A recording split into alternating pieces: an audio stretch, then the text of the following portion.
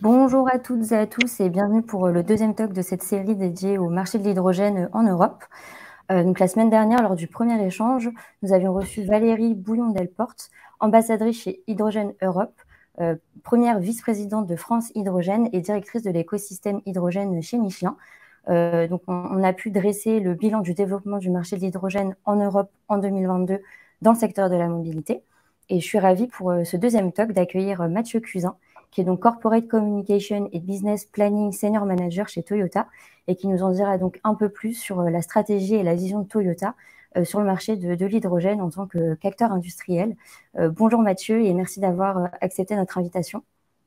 Bonjour Jenna, bonjour à toutes et tous. Donc pour rappel, ces talks sont proposés par le Mobility Club, qui est donc la plateforme d'accélération des acteurs de la mobilité initiée par VIA-ID, qui a donc pour objectif d'aider ses adhérents dans la construction de leur stratégie d'innovation et notamment la compréhension des tendances clés du secteur de la mobilité. Donc cet échange durera une quinzaine de minutes. Comme d'habitude, vous pouvez utiliser la partie chat pour vous présenter et poser vos questions dans l'onglet dédié, puisqu'on aura une petite session questions-réponses à la fin de cet échange. Donc Mathieu, avant de commencer, je vous propose, si vous le souhaitez, de vous présenter un petit peu plus en détail rapidement. Oui, bah écoutez, de nouveau bonjour à toutes et tous. Donc je suis Mathieu Cusin, donc comme c'est indiqué, donc je suis Corporate Communication and Business Planning Senior Manager chez Toyota. Donc c'est un titre bien long et qui cache beaucoup de choses, et notamment la partie hydrogène, puisque en tant que tel, je suis également responsable de tous un peu les projets, les programmes, et de travailler un peu sur le développement de la mobilité hydrogène en France. Donc, je travaille pour Toyota France. Donc, Toyota France, c'est le distributeur des véhicules de marque Toyota et Lexus pour la France. Et voilà, donc ça fait un peu plus de 15 ans que je travaille chez Toyota, où j'ai occupé différents postes. Mais ça, c'est l'histoire ancienne. Voilà, dis-moi. Parfait. Je vous propose de passer aux questions. Donc, la première étant, quel est l'intérêt business et stratégique pour Toyota d'être présent sur le marché hydrogène? Alors là, pour répondre à ta question, Jenna, c'est important de rappeler quelques éléments de contexte. Parce que Toyota, Toyota en France, c'est la sixième, c'est à peu près 6% de part de marché. C'est la cinquième marque aujourd'hui en France. Mais c'est un constructeur qui a avant tout une présence mondiale. Puisque l'an dernier, si je prends les chiffres de l'an dernier, mais c'est à peu près stable d'une année sur l'autre, Toyota a vendu à peu près 10,5 millions de véhicules, à peu près pas à peu près, sur tous les continents. Donc il y a une présence vraiment mondiale sur toutes les régions du monde. Et c'est extrêmement important de comprendre cet environnement dans lequel Toyota évolue pour bien appréhender la stratégie qu'a adoptée Toyota en matière de motorisation. Puisque Toyota, avec cette présence mondiale, se doit de répondre aux attentes et aux besoins des clients présents dans le monde entier. Et ces marchés, ils sont tous sauf homogènes. La législation est différente d'une région à une autre, d'un continent à une autre, d'un pays à un autre. Typiquement, si je prends l'exemple de l'Europe, l'Europe a interdit la commercialisation des véhicules thermiques à partir de 2035. C'est la seule région au monde à l'avoir fait. Elle a été suivie dernièrement par les Californies. Mais dans le reste du monde, il y a d'autres réglementations, d'autres lois qui sont prises et qui font qui ont un impact quelque part sur la technologie qui va être produite et proposée aux clients. Dans le monde entier, les niveaux des infrastructures, si je prends l'exemple des véhicules électriques à batterie, les infrastructures sont complètement différentes d'un pays à un autre. Si je parle de l'hydrogène, c'est pas la peine d'aller à l'autre bout du monde. Vous prenez l'exemple entre l'Allemagne et la France. Ce sont deux mondes différents, puisque l'Allemagne a un réseau de distribution d'hydrogène qui est nettement plus développé qu'en France. Et puis après, il y a les besoins des clients en termes de mobilité qui sont différents d'un pays à l'autre, d'une région à une autre, qui sont différents selon s'il s'agit d'un client particulier ou d'un client professionnel, s'il fait des courtes distances, s'il fait des longs trajets, s'il utilise des véhicules de petits gabarits ou de gros gabarits. Et donc, il y a toute une hétérogénéité sur le marché qui fait que Toyota, en tant que constructeur mondial, s'il veut répondre aux besoins de mobilité de tous, doit s'adapter à cette diversité. Et c'est ce qui fait qu'aujourd'hui, quand on considère les enjeux de décarbonation de la mobilité et les technologies qui sont aujourd'hui disponibles, force est de constater qu'il n'y a pas une technologie qui permette de répondre à tous ces besoins. Et donc Toyota a fait le choix de on va dire de la pluralité technologique et se positionne un peu sur toutes les technologies qui aujourd'hui sont disponibles et investit massivement sur les technologies de demain, en faisant le pari que peut-être ce sont elles qui prendront le relais du moteur thermique. Pour ça, Toyota investit à peu près 9 milliards d'euros en recherche et développement par an pour préparer l'avenir et pour proposer dès aujourd'hui les offres de mobilité qui correspondent aux besoins des clients. D'accord. En fin de compte, oui. Pardon, désolé. Est-ce que du coup, on peut détailler la partie hydrogène, pourquoi l'hydrogène et quel intérêt alors justement, j'y viens justement, parce qu'en fin de compte, quand on regarde, on a fait un mapping très simple, alors je ne peux pas le montrer là, mais globalement, c'est quoi les choix technologiques qui se présentent à Toyota? On part du principe que vous avez un véhicule de petit gabarit et des petites distances à parcourir. Si vous voulez faire de la mobilité zéro émission, la technologie qui sera la plus appropriée est le véhicule électrique à batterie. On ne parle pas d'hydrogène. Mais par contre, à l'opposé, si vous avez un véhicule de gros gabarit, un usage intensif, là, la technologie électrique à batterie n'a pas vraiment beaucoup de sens. On va plutôt opter sur la technologie à hydrogène. Et donc là, j'en viens, c'est que la technologie hydrogène vient parfaitement compléter, quelque part, l'offre produits et technologiques de Toyota dans son ambition de fournir de la mobilité pour tous et d'aller vers un avenir d'une mobilité complètement décarbonée. Et entre le véhicule électrique à batterie de petite taille et le véhicule électrique à hydrogène de gabarit plus important, entre les deux, il y a deux autres technologies que l'on considère, c'est le véhicule hybride et le véhicule hybride rechargeable. Et donc, voilà, ce qui m'amène à parler de l'hydrogène. On n'y est pas venu comme ça par accident, c'est vraiment parce qu'il y a un besoin et il y a un marché qui est identifié. Et dans certaines régions du monde, il y a un vrai potentiel qui aujourd'hui se trouve plutôt en Asie, en Californie, j'en parlais tout à l'heure, mais la Californie aussi a un plan hydrogène de mobilité qui est très développé. Et donc, ce qui fait qu'aujourd'hui, Toyota se positionne sur le marché de l'hydrogène avec une offre produit de véhicules particuliers qui est une berline, donc la Toyota Mirai, et également un bus avec notre partenaire industriel Caetano, qui produit donc un bus au Portugal équipé de la pile à combustible à hydrogène de Toyota. Parfait. On va passer à la deuxième question. Quelle est la vision de Toyota du marché de l'hydrogène? Quelles ont été les difficultés que vous avez rencontrées pour entrer dans ce marché? Et du coup, quelles ont été les solutions et les initiatives que vous avez mis en place pour y faire face? Alors, la vision du marché de l'hydrogène, en fait, Toyota est convaincu de son potentiel, mais même au-delà de la mobilité. Parce que là, je vous ai évoqué le marché de la mobilité, mais en fin de compte, quand on parle d'hydrogène, qu'est-ce qu'il y a au cœur de tout cela? C'est quand même la pile à combustible.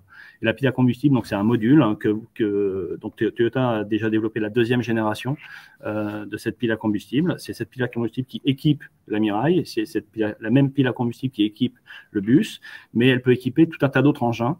Et il y a un potentiel qui est quasiment infini sur l'utilisation de la pile à combustible, et donc il va utiliser l'hydrogène, donc la pile à combustible va utiliser l'hydrogène comme combustible et générer de l'électricité.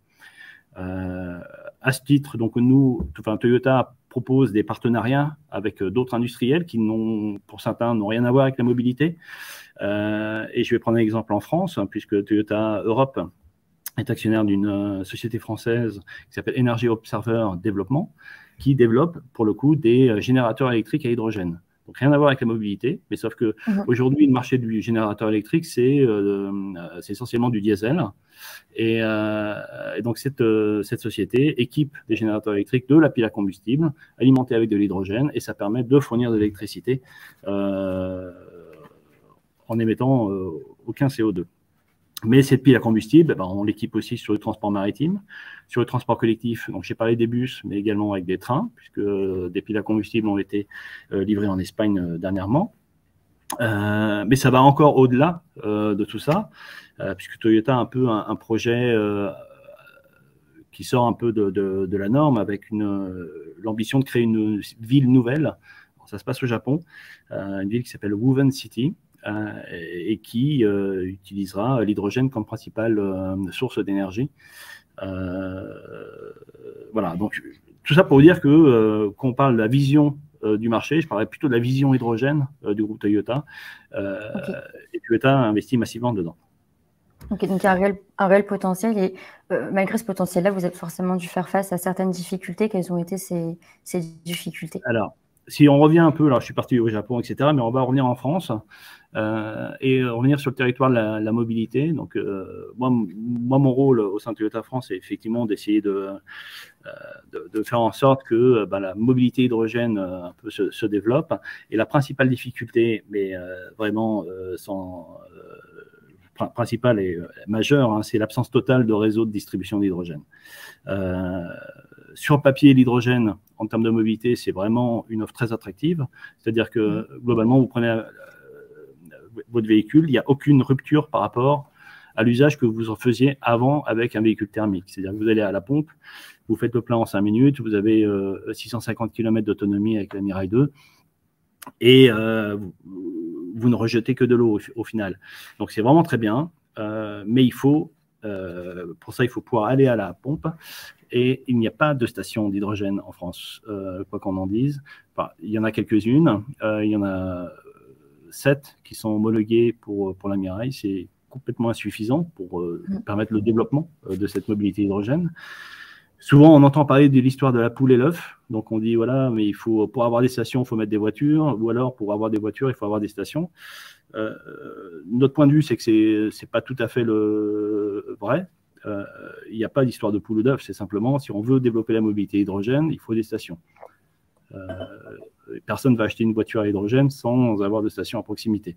Donc, il faut des stations, il faut des stations, il faut des stations. Mais après, ce n'est pas si simple, parce que les stations, en fin de compte, on est un peu dans une nouvelle technologie. Les sociétés qui développent des stations sont quand même assez récentes. Alors, il y a des grands industriels, hein, type Air Liquide, etc., qui ont l'ancienneté, mais il y a beaucoup des entreprises françaises qui développent des stations. Mais là, il y en a une qui a fêté ses 10 ans dernièrement, et donc c'est des sociétés assez jeunes. On est souvent au début, on était vraiment dans des stations un peu plus du domaine, enfin plus du prototype. Aujourd'hui, bon, ça s'est largement fiabilisé. Et autour de ces stations s'organise un peu comment dire, une forme de standardisation, de certification qui est extrêmement importante, puisque toutes ne passent pas en fait les normes européennes de qualité, les normes européennes de sécurité. Et sans ces normes, nous, Toyota, nous ne pourrons pas autoriser l'usage pour une Mirai. Ouais. Et c'est extrêmement dommageable, parce qu'il y a des réseaux qui se sont développés dans certaines régions de France où ces normes n'ont pas été malheureusement prises en compte au début du développement de ces réseaux et qui ne présentent en fin de compte pas les spécificités requises pour permettre plein en toute sécurité à nos clients. D'accord. Je suis désolée, on va devoir passer à la troisième question, si c'est OK pour vous, parce que le temps passe un peu vite. Est-ce que vous pourriez nous dire comment on peut, selon vous, évaluer un projet de mobilité hydrogène? Je pense notamment à l'aspect écosystémique dont on a parlé lors de notre échange précédent. Alors, comment évaluer un projet de mobilité hydrogène? C'est un peu... nous, notre point de vue, on s'est lancé dans un projet de mobilité hydrogène en région parisienne. En fait, ça ne fonctionnera que si vous réussissez à regrouper à la fois des gens qui vont investir dans les stations, mais à la fois et également des gens qui vont investir dans les solutions de mobilité et qui vont arriver avec un usage qui correspond, un usage pour lequel l'hydrogène, quelque part, apporte une plus-value et un intérêt que n'apporte pas, par exemple, un véhicule électrique à batterie. Et ça, pour moi, c'est fondamental et c'est ce qui fait un peu ce qui fait le succès, quelque part, de notre initiative au sein de la région parisienne avec i7Co, qui est une société qui regroupe donc plusieurs actionnaires, donc Toyota France, Air Liquide, Total Energy notamment, et qui, ensemble, en fait, on s'est retroussé un peu les manches pour développer donc la mobilité partagée en région parisienne avec des taxis. Donc il y a un opérateur qui gère une flotte de taxis Mirail dans Paris, et en parallèle, on développe le réseau de stations qui va bien et qui permet à cette flotte de fonctionner. Et en fonction de pourquoi ça marche, parce que effectivement, on développe à la fois les infrastructures de recharge et à la fois les usages avec une flotte de taxis qui fait fonctionner le tout, quoi. Et pour nous, c'est vraiment extrêmement important. Si je reprends l'exemple de l'Allemagne, j'en ai parlé tout à l'heure, ils ont beaucoup de stations, ils sont peut-être allés un peu trop vite. Derrière, les usages n'ont pas suivi et on s'est retrouvé dans une situation un peu incongrue où certaines stations ont dû fermer faute de clients. Et donc, c'est exactement ce qu'il faut éviter et c'est ce qu'on essaie de faire à Paris, développer ce modèle sur Paris et pourquoi pas l'exporter ensuite, le proposer à d'autres villes en France ou pourquoi pas à l'international. Ok, parfait. Je vous propose maintenant, Mathieu, de prendre quelques questions.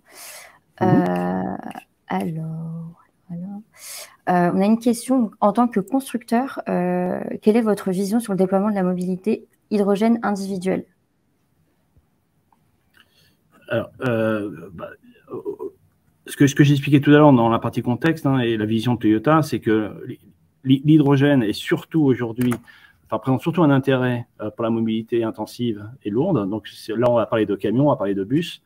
On va moins parler de la mobilité individuelle, mais ça ne veut pas dire que demain, ça ne sera pas fait. Mais c'est qu'en termes de priorité et de mise en avant de la technologie hydrogène, on va d'abord prioriser effectivement ces usages un peu intensifs. Donc, on prend les taxis parce que nous, on a la Mirail et c'est effectivement des usages extrêmement intensifs où l'hydrogène a une vraie valeur ajoutée par rapport aux véhicules électriques à batterie. Pour la mobilité individuelle, on reste encore sur aujourd'hui des solutions type hybride rechargeable ou électrique à batterie. Après, la Mirail est disponible pour tout le monde. C'est peut-être moins pertinent à ce stade qu'un véhicule, que les autres technologies. Ok. On va répondre à la question. Ouais. On va prendre une deuxième question. Est-ce que vous avez en tête l'impact carbone d'une future voiture Toyota à hydrogène comparée à une voiture électrique sur son cycle de vie? J'ai pas le chiffre là. Je peux pas exprimer. En fait, les deux technologies en phase de roulage sont zéro émission. Donc le résultat est le même pour un utilisateur. Après, effectivement, si on prend la chaîne complète de la production, livraison, l'utilisation, etc., au recyclage, puisque tous ces éléments sont évidemment bien pris en compte par Toyota, j'ai pas l'élément de réponse là. Ok. Alors, on va prendre une autre question, c'est peut-être lié donc, avec l'aspect écosystémique dont on a parlé. Comment on peut accélérer le déploiement des stations hydrogènes quand on voit les difficultés actuelles à aller vite sur des stations électriques? Oui, c'est toute la question, effectivement. C'est là où on voit qu'il y a des initiatives. Les régions en France ont pris beaucoup d'initiatives en faveur de l'hydrogène. Je pense à la région Auvergne-Rhône-Alpes, notamment, qui a un projet qui s'appelle Zéro Emission Valley et qui est quelque part un projet qui, là, pour le coup, il y a vraiment des stations qui sortent, qui sont inaugurées pour 2022. Là, je crois que de mémoire, il y en a 5. Enfin, j'ai pas le chiffre exact, mais il y en a un certain nombre. Donc, il y a une impulsion qui est donnée par les régions ou par les municipalités, etc. Et souvent, on trouve un peu ce schéma un peu de partout où effectivement il y a une impulsion qui est associée soit aux communautés, aux communes, aux communautés de communes, etc., qui cherchent à développer cette mobilité hydrogène d'abord partagée. Donc on va d'abord s'orienter sur du bus, notamment sur des bennes à ordures ménagères, pour ensuite, pourquoi pas, proposer aux clients, aux particuliers d'aller s'approvisionner dans ces stations. Mais effectivement, il faut quand même une impulsion. Soit on attend que effectivement les pouvoirs publics le fassent, soit comme on l'a fait avec i7Co, on on essaye d'aller de l'avant et de nous organiser pour faire en sorte que ce réseau se développe. Ok. On va prendre une dernière question, si ça vous va. Pourquoi Toyota ne propose pas une solution tout en un pour les flottes de poids lourds ou de VUL? Je crois qu'aujourd'hui, on propose pas aujourd'hui, mais je ne sais pas de quoi demain sera fait.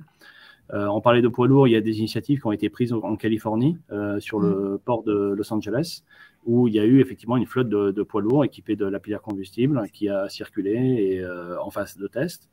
Et donc voilà, aujourd'hui, c'est une technologie en devenir. Tout ça, effectivement, ça demande du temps, des investissements. Bon, Toyota investit massivement dans cette technologie. Après, on investit, on est prudent dans notre approche. Mais c'est pas parce qu'on fait pas de poids lourd aujourd'hui qu'on n'en fera pas demain. Ok. Donc, merci beaucoup. On arrive à la fin de cet échange. Pour celles et ceux qui n'ont pas pu poser leurs questions à Mathieu, on va partager son adresse mail dans la partie chat. Merci pour votre participation. Merci Mathieu pour cet échange. Donc la semaine prochaine aura lieu le troisième et dernier talk du mois sur cette thématique. Donc, on recevra Mathieu Gardiès, qui est donc fondateur et président de Hype, donc plateforme de mobilité hydrogène qui propose notamment une flotte de taxis hydrogène. On va également vous partager le lien de l'événement pour que vous puissiez vous y inscrire. Encore merci et à la semaine prochaine. Mathieu, merci. Et puis, merci à vous. Merci tout le monde.